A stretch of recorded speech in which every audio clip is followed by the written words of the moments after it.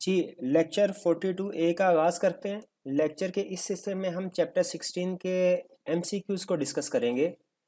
तो स्टार्ट करते हैं। सबसे पहले MCQ number 1, books of counts must B preserved in good order under the requirements of company 2017 for a period of.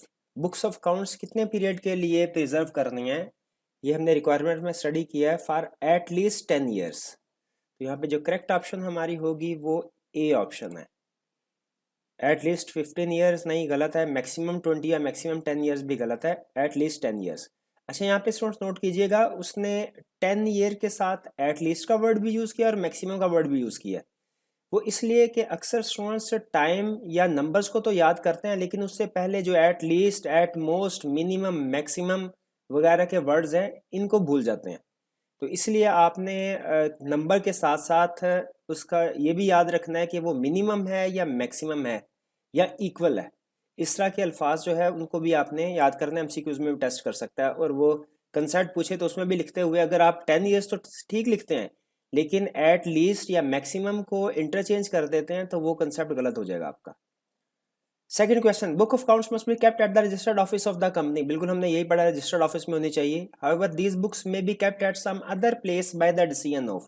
लेकिन किसी दूसरे प्लेस पे भी इन बुक्स को रखा जा सकता है।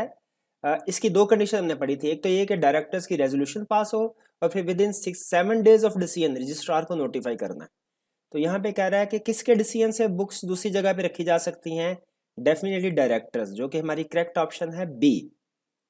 बाकी की ऑप्शंस गलत हैं। मेंबर्स, क्रेडिटर्स एंड ऑडिटर्स इस बारे में कोई डिसीजन नहीं कर सकते।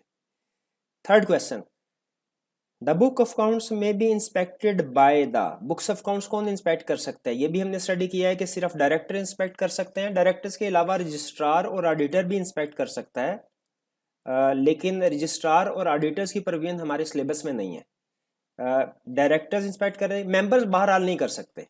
तो यहाँ पे जो करेक्ट ऑप्शन है वो है ए, कि books of counts director inspect कर सकते हैं। कोई भी डायरेक्टर, उसके पास राइट है इंस्पेक्शन का। मेंबर्स, क्रेडिटर्स या प्रमोटर्स के पास इंस्पेक्शन का राइट नहीं है बुक्स ऑफ अकाउंट्स के। Next question 4, in case of first financial statements of company it shall be presented before the meeting with in.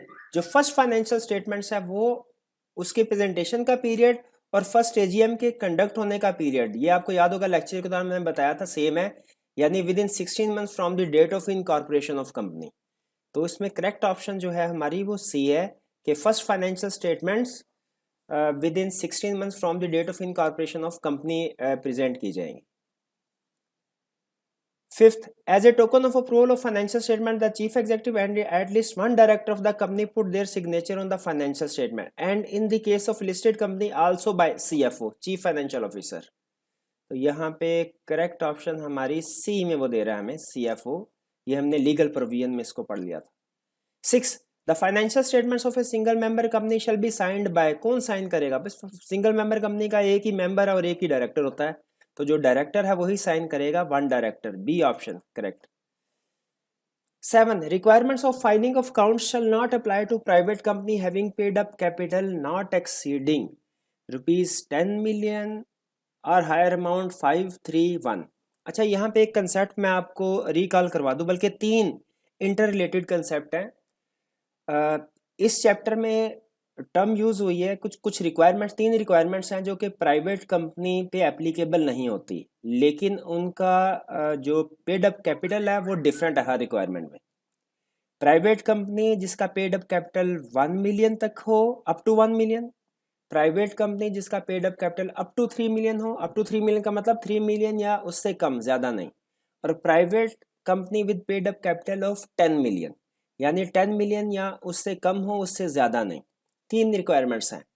जो रिक्वायरमेंट है ऐसी कंपनी के लिए, ऐसी प्राइवेट कंपनी के लिए जिसका पेड अप कैपिटल 1 मिलियन तक है या उससे कम है, वो एक्सेप्शन या एग्जाम्पशन उसको मिलती है कि उसने ऑडिट नहीं करवाना, उसके लिए ऑडिट करवाना ज़रूरी नहीं है। ऐसी प्राइवेट कंपनी जिसका पेड अप कैपिटल 3 मिलियन तक हो, उसके लिए डायरेक्टर्स रिपोर्ट प्रिपेयर करना ज़रूरी नहीं है। और ऐसी प्राइवेट कंपनी जिसका पेड अप कैपिटल 10 मिलियन तक हो, उसके लिए filing of financial statements after AGM ये रिक्वायर्ड नहीं है। तो ये तीनों कंसेप्ट हमारे इसी चैप्टर में डिस्कस हुए हैं। मे बी इनमें से एक दो यहाँ हो सकता है तीनों एमसीक्यूज में कहीं ना कहीं टेस्ट हो। तो यहाँ पे जो पूछ रहा है वो कह रहा है requirement of filing of accounts. Filing of accounts की रिक्वायरमेंट किस प्राइवेट कंपनी पे अप्लाई नहीं होगी जिसका पेड अप कैपिटल कितना ना 10 मिलियन।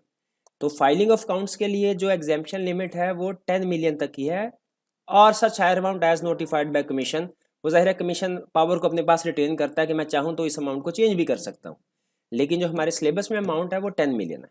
तो 7 का जो करेक्ट ऑप्शन हो गया वो ए है। 8 financial statement shall be audited by the auditor of company, but this requirement of audit is not applicable to a private company having paid up capital not exceeding। Again वो उसी तरह का concept जो मैंने आपको 3 सिमिलर कंसेप्ट बताए थे कि ऑडिट के लिए जो लिमिट है वो है 1 मिलियन की, कि अगर प्राइवेट कंपनी और उसका paid up capital up to 1 million है तो फिर उसके लिए ऑडिट करवाना रिक्वायर्ड नहीं है। 1 मिलियन ऑडिट के कंटेक्स्ट में है, 3 मिलियन डायरेक्टर बोर्ड के कंटेक्स्ट में है, और 10 मिलियन फाइलिंग ऑफ अकाउंट्स के कंटेक्स्ट में है। ये डिफरेंस याद रखिएगा। तो 8 में करेक्ट ऑप्शन हमारी हो गई ए। इसके बाद आगे चलते हैं। 9 directors of every company shall make out and attach to the accounts report containing following particulars. Director of every company यानी हर कंपनी की डायरेक्टर रिपोर्ट में इनमें से कौन से मैटर्स आएंगे वो हमने सेलेक्ट करना है, वो उस मैटर को जो हर कंपनी की डायरेक्टर रिपोर्ट में आएगा। Statement regarding state of affairs of company, बिल्कुल ये उन 3 कंटेंट्स में से एक है जो हर कंपनी की डायरेक्टर रिपोर्ट में इंक्लूड किए जाएंगे।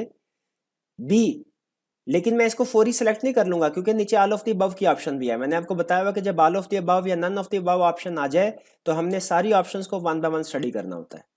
B, particulars of any amount recommended as dividend, बिल्कुल ये भी डायरेक्टर्स रिपोर्ट में हर कंपनी के डायरेक्टर रिपोर्ट में इंक्लूड होना जरूरी है अगर डिविडेंड रिकमेंड किया गया हो।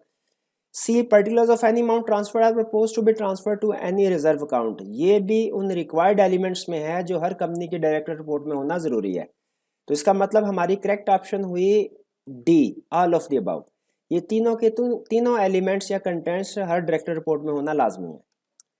Next 10 question, the requirement of preparing a director report is not applicable to private company not being a subsidiary of public company having the paid up capital not exceeding.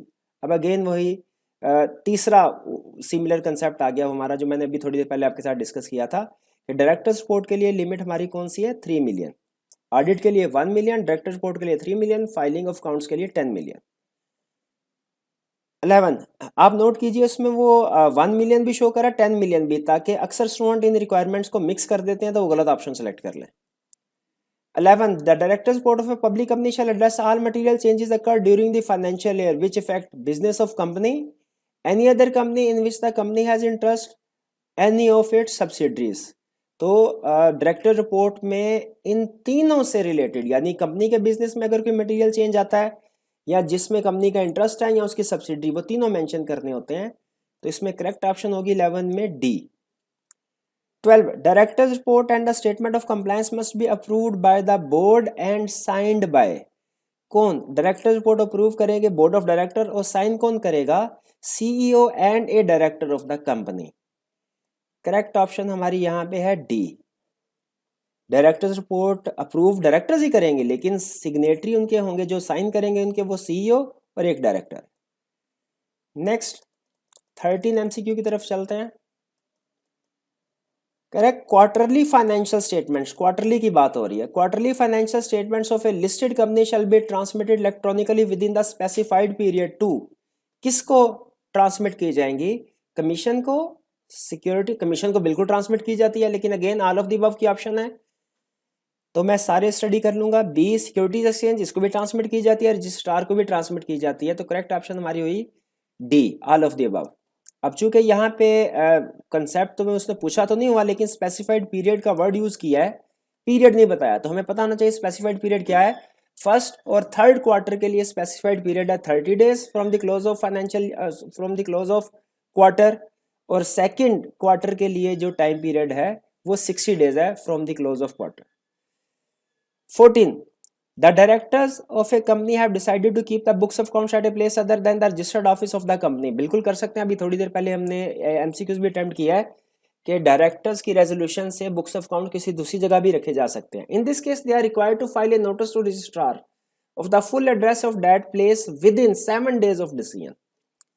तो correct option D, 7 days of decision में हमने registrar को intimate करना होता है new address के बारे में जहां बुक्स ऑफ अकाउंट्स मेंटेन हो रही है, ताकि अगर कभी रजिस्ट्रार ने कोई इंस्पेक्शन वगैरह करनी हो तो उस जगह पे पहुंच सके। 15 copy of audited financial statement, auditors report and directors report shall be sent to every member at his registered address at least 21 days before the meeting. ये सारी चीजें financial statement, auditor report, director report meeting से 21 दिन पहले send किए जाते हैं। और नॉर्मली आपको पता है कि 21 दिन पहले कंपनी का नोटिस भी भेजा जाता है। तो बेसिकली नोटिस और ये फाइनेंशियल स्टेटमेंट्स वगैरह ये चीजें इकट्ठी ही मेंबर्स को सेंड कर दी जाती हैं। 16 under the provisions of company act 2017 the power to make investment in a company rest with. अच्छा, यहाँ पे एक चीज ध्यान में रखिएगा, उससे लिखा हुआ powers to make investment in a company, यानी किसी भी कंपनी में इन्वेस्टमेंट की पावर डायरेक्टर के पास होती है। लेकिन याद रखिए अगर इसमें थोड़ा सा वो चेंज कर देता, वो ऐसे लिख देता कि power to make investment in an associated company, तो वो फिर डायरेक्टर्स के पास पावर ना होती। नॉर्मल कंपनी में इन्वेस्टमेंट की पावर डायरेक्टर के पास होती है, लेकिन एसोसिएटेड कंपनी में इन्वेस्टमेंट की पावर मेंबर्स के पास होती है। मेंबर्स स्पेशल रेजोल्यूशन के जरिए से अप्रूव करते हैं, तो फिर एसोसिएटेड कंपनी में इन्वेस्टमेंट की जाती है। यहाँ अगर ऑलरेडी इन्वेस्टमेंट की गई हो, उसमें कोई चेंजेस वगैरह करनी हो, तो उसके लिए भी फिर मेंबर्स की अप्रूवल की जरूरत पड़ती है, स्पेशल रेजोल्यूशन के थ्रू होती है। यहाँ पे चूंकि एसोसिएटेड कंपनी को रेफर नहीं कर रहा, नॉर्मल कंपनी में इन्वेस्टमेंट की बात हो रही है, तो ये डायरेक्टर्स खुद से भी कर सकते हैं। 16 की करेक्ट ऑप्शन होगी बी। लेकिन अगर यहाँ पे कंपनी की बजाय एसोसिएटेड कंपनी का वर्ड यूज करता, तो फिर हमारी करेक्ट ऑप्शन सी होती। आगे चलते हैं जी, एमसीक्यू नंबर 17 कह रहा है investment in associated company cannot be made by directors themselves. बिल्कुल, एसोसिएटेड कंपनी में अब ये देखिए यहाँ पे इन्वेस्टमेंट सिंपल कंपनी की बात नहीं कर रहा, एसोसिएटेड कंपनी में इन्वेस्टमेंट की बात कर रहा है। Cannot be made by director, they will have to get its approval from, approval कहाँ से लेनी पड़ेगी? मेंबर से लेनी पड़ेगी। और कौन सी? Special resolution. तो यहाँ पे स्पेशल मेंबर्स और स्पेशल रेजोल्यूशन, ये ए और सी ऑप्शन है। अच्छा, ए में कह रहा है member in A class meeting. Class meeting का मतलब होता है कि कुछ एक स्पेसिफिक क्लास ऑफ मेंबर, जैसे क्लास ए या क्लास बी, सिर्फ उसकी मीटिंग हो, उसमें अप्रूवल हो। नहीं, जब स्पेशल रेजोल्यूशन हमने ऑब्टेन करनी है तो फिर उसमें सारी की सारी क्लासेस की मीटिंग होगी, यानी जनरल मीटिंग में स्पेशल रेजोल्यूशन पास होगी। ये नहीं कि क्लास मीटिंग यानी एक क्लास को बुलाया और दूसरी क्लास ऑफ मेंबर्स को नहीं बुलाया, ऐसे नहीं होगा, बल्कि जनरल मीटिंग होगी। तो करेक्ट ऑप्शन हमारी सी है कि इसके लिए जनरल मीटिंग में जिसमें सारी क्लासेस को इनवाइट किया जाएगा जिनके पास भी वोटिंग पावर है, उसमें स्पेशल रेजोल्यूशन पास होगी। 17 करेक्ट। नेक्स्ट चलते हैं हम 18 की तरफ।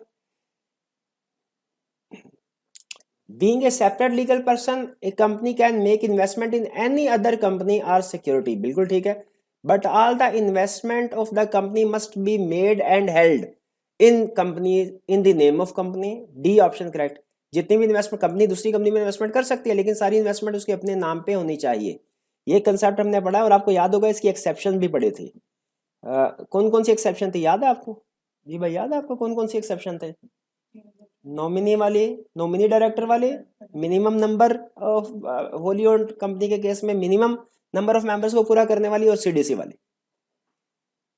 बहरहाल तो इसमें 18 में ये तो यूं ही आपसे कंसेप्ट पूछ लिया, 18 में करेक्ट ऑप्शन है वो डी।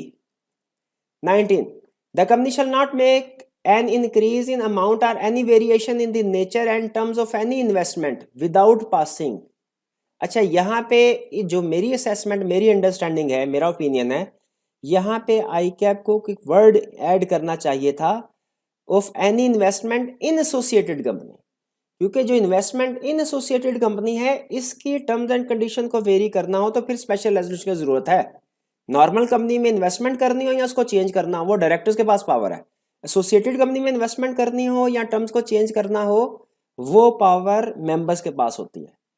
तो यहाँ पे अगर इन्वेस्टमेंट इन एसोसिएटेड कंपनी होता तो फिर हमारी करेक्ट ऑप्शन होती special resolution in general meeting. लेकिन यहाँ पे चूंकि जो ऑप्शन उसने इन्वेस्टमेंट इन एसोसिएटेड कंपनी नहीं कहा, इसका मतलब है सिंपल कंपनी में इन्वेस्टमेंट की है, उसकी वेरिएशन हो रही है, तो ये पावर है बोर्ड ऑफ डायरेक्टर्स के पास। प्रोबेबली जो आंसर की में ऑप्शन होगी शायद वो बी होगी, आई कैप के आंसर की में उन्होंने एज्यूम किया कि इन्वेस्टमेंट इन एसोसिएटेड कंपनी थी जी। तो लेकिन चूंकि एसोसिएटेड कंपनी को उसने क्लियरली रेफर नहीं किया, इसलिए हमारी करेक्ट ऑप्शन होगी C. Next 20, the register for investment of company not held in its own name is open to inspection for the members of the company. बिल्कुल ओपन फॉर इंस्पेक्शन है और free of cost daily 2 घंटे के लिए inspect किया जा सकता है। ए ऑप्शन करेक्ट है। अच्छा देखिए, ये ज़हन में रखिएगा, वो इंस्पेक्शन की बात कर रहा है। इंस्पेक्शन के लिए 2 घंटे सॉरी इंस्पेक्शन के लिए पैसे देने की ज़रूरत नहीं है, फीस पेमेंट की जरूरत। अगर उसकी कॉपी लेनी हो तो फिर कॉपी के केस में पेमेंट करने की ज़रूरत होती है। तो यहाँ पे जो हमारी करेक्ट ऑप्शन है वो है free of cost for at least 2 hours daily. A option correct. 21, any member may require a certified copy of register on fee fixed by company. अच्छा, अब यहाँ ऊपर इंस्पेक्शन की बात कर रहा था, यहाँ पे सर्टिफाइड कॉपी की बात कर रहा है। Certified copy requested shall be issued with in 7 days। Minutes of the meeting में भी शायद आपको याद होगा, उसकी भी इंस्पेक्शन और कॉपी का हमने सिमिलर रूल पढ़ा था। तो ये बी ऑप्शन करेक्ट है, विद इन 7 days उसको कॉपी, सर्टिफाइड कॉपी प्रोवाइड की जाएगी। 22, the term investment shall include क्या, लोन्स, एडवांसेस, इक्विटी, तीनों इंक्लूड होते हैं। इन्वेस्टमेंट की डेफिनेशन में हमने स्टडी किया था, तो इसकी करेक्ट ऑप्शन होगी D, all of the above. और इसके साथ ही हमारे इस चैप्टर के एमसीक्यूज सारे डिस्कस हो गए और कंप्लीट हुए।